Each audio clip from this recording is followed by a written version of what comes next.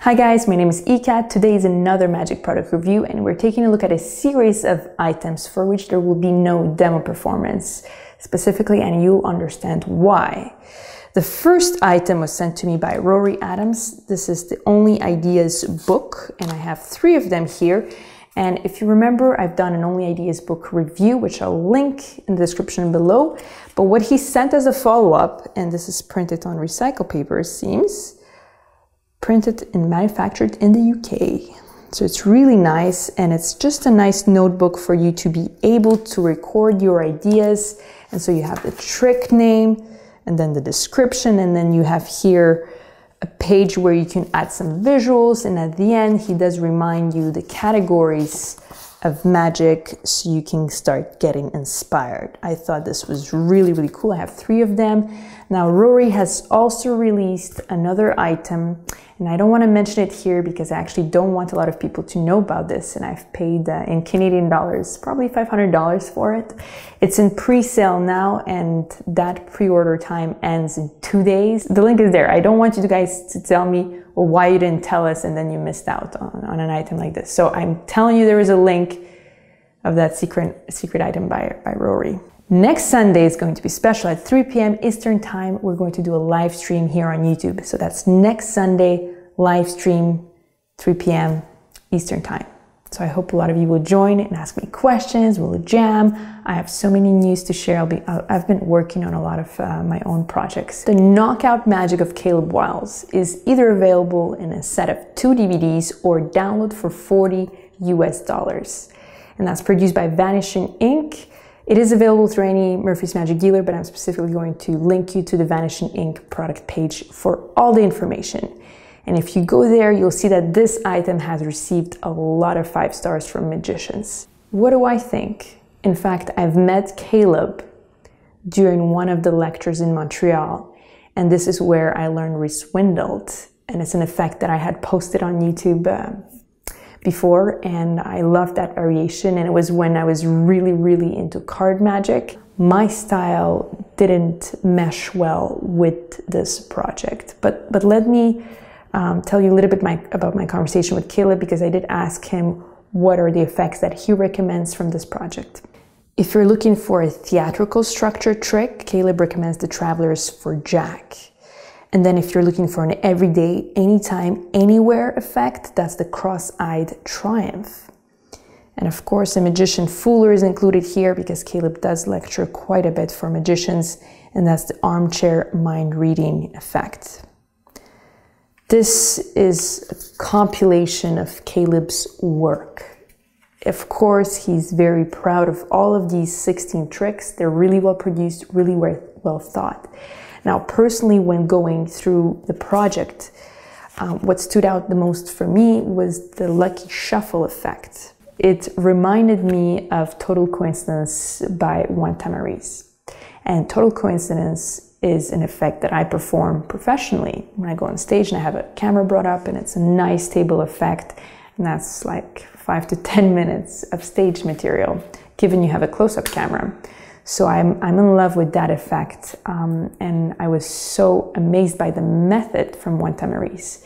And when I saw this, I thought it was a brilliant variation because you rip up cards. There's a maybe comedy effect of ripping cards in half, and then it's those halves that you then try to match in a similar way as Total Coincidence, if you will. And you're only dealing with, well, 11 cards that you rip, so to 22 cards, instead of having to set up 2 decks like you do in Total Coincidence. So I thought in theory, everything works out.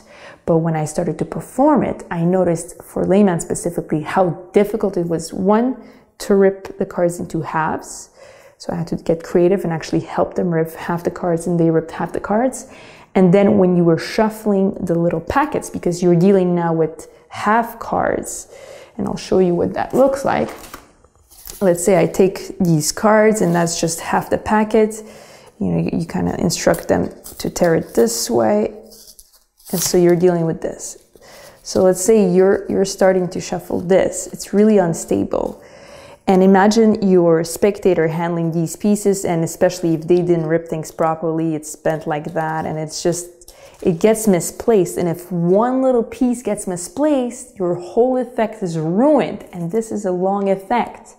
It's at least 5 minutes minimum.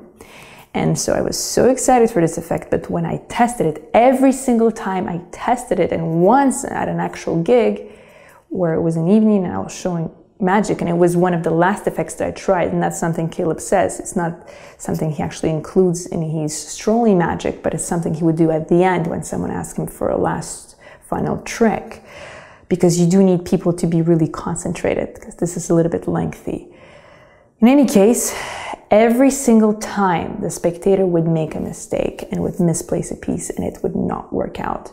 And that really pissed me off because I did not have one clean performance. And, you know, you look a bit stupid, but I mean, you tell them, you know, it's something I'm working on. Oh, we weren't able to match it. And then I would kind of like reverse the cards and show, oh, well, this could have potentially matched. But anyway, it's hard to salvage something like this when this goes wrong. So in theory, I think is great, but in practice, I annoyed my spectators, and they really have to be good at handling these pieces of cards, because one mistake and you're done. So I think overall, for me, his project, although so many 5 stars, personally, there was not one effect that I kept in my repertoire. And that's why I can't recommend it personally, because I didn't get anything out of it. Now, it doesn't mean that you won't get anything out of it. He also has a section where he teaches some of the slides that are used here. Quality, being generous in material, explaining well, it's all there in this project. But I did not find the effects matched my style. And if you like my style, then you'll probably not enjoy some of these presentations. I'll give you an example. There was one effect where he refers to the deck as a computerized deck of cards, you know, to bring it to the tech level. For me, you know, that didn't mesh well either. I think he did a great job with this product. I think there's a specific target audience.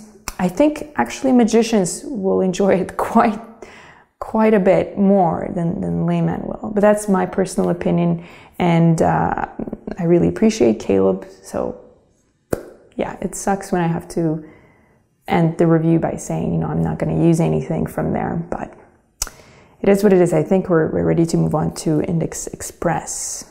Indexpress by Michel is the perfect billet index, ultra thin, precision made, special design, and made with the ideal material. This is by Michel and Greco from Vernet Magic. This retails for $49 US, and this is that precision made gimmick. So you have 2 of these. I'm not sure why they're a different color. And you absolutely need both to make 52 cards prediction happen. And so you can see here how this is made. It is pretty thin now, but imagine loading billets, and you need to load half here and the other half in the other one, and this goes in the front pocket of your jacket, or I guess your pants. So yeah, so the way you're dressed is important. Cards would not fit here because you would fold them in quarters and it would be a mess, so he uses billets. So that's going to be much more bulkier than it is now flat. I do like his routine using a glass. Let me tell you more about that. And that's a routine he teaches in the streaming video you receive. So it's a glass, you have your prediction there, someone is always holding on to that prediction. So it's very formal or corporate event-like.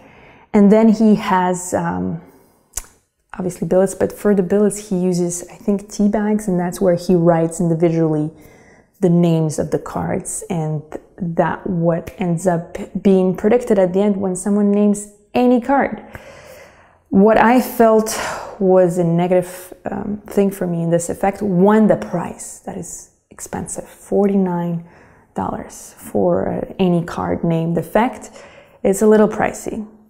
2, the precision made gimmick, it does get bulky in your pockets. For me, anyways, because I don't have pockets that allow for this thickness. That is why I could not even test the performance out.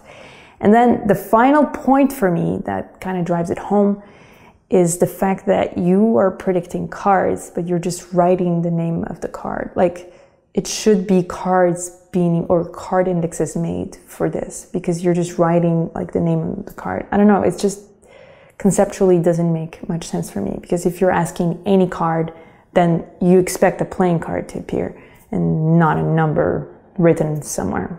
I don't know, if it was a reveal, like someone picked a card like watermark and then you do have the card there revealed, then that's different. Here, I don't know how much it's a reveal. It's more of you name any card and you're able to have that in the glass. I don't know, I have a few issues with how the routine is built, but the main issue is the fact that I can't perform it. I'm still gonna link you to that product if you're interested. Thank you guys so much for watching, and I'll see you guys very soon. Don't forget, next Sunday is a live stream at 3 p.m. Eastern Time. Thanks again for watching. To believe you gotta let go. Light as a feather, light as a feather. Lucid dreaming over Tokyo.